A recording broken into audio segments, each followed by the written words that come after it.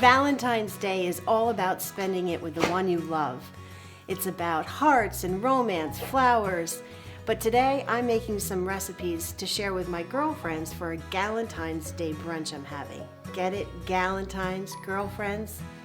I thought it would be fun to have a light brunch with my besties before the big game this Saturday night. Come on in the kitchen and let's get started. Okay, so I decided to start with a beet salad today. Now you can find beets in the grocery store year round, but in the winter they're prime because you can find the small baby ones, which means they're going to be tender and sweet. I'm simply just putting them in a little tinfoil pouch. I cut the tops off, I wash them, and just a drizzle of olive oil. Wrap them up. You don't even have to peel them because the skin's going to fall off after we take them out of the oven. Aren't they adorable? We're going to put these in the oven, 400 degrees for about an hour, and then we'll check to make sure they're fork tender.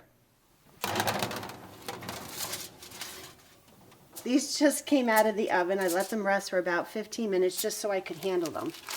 And I'm just going to put a little drizzle of hot water, unwrap them. They're nice and tender.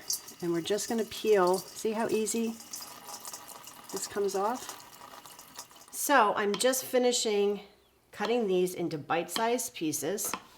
And you know, if you don't want to, or if you don't have the time to roast your beets, you can get them at your store already roasted, or you can get them where they're in spiral form and you just cook them on your stovetop. Canned beets are excellent as well. They are delicious and so underrated, I think. You see why you need to wear gloves. They really can do a job on you. I'm starting with a spring mix. You could use baby spinach, kale. I know a lot of people like beets and kale together, but we're using a spring mix here today. Just want to place our pretty beets on top. Now remember, presentation is everything, and our friends can always add more, but we just want to make it look pretty in the beginning. They're our friends because they love us no matter what, right? So we want to make it nice for them. How's that?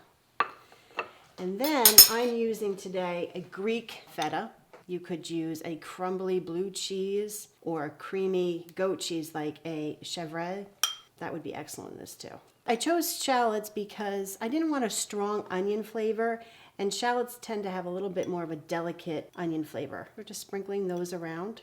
And then for some crunch, I have these candied pecans. Now, you could also use something like maybe walnuts or slivered almonds. They would be just as tasty. And a really, really simple dressing. Little drizzle of extra virgin olive oil.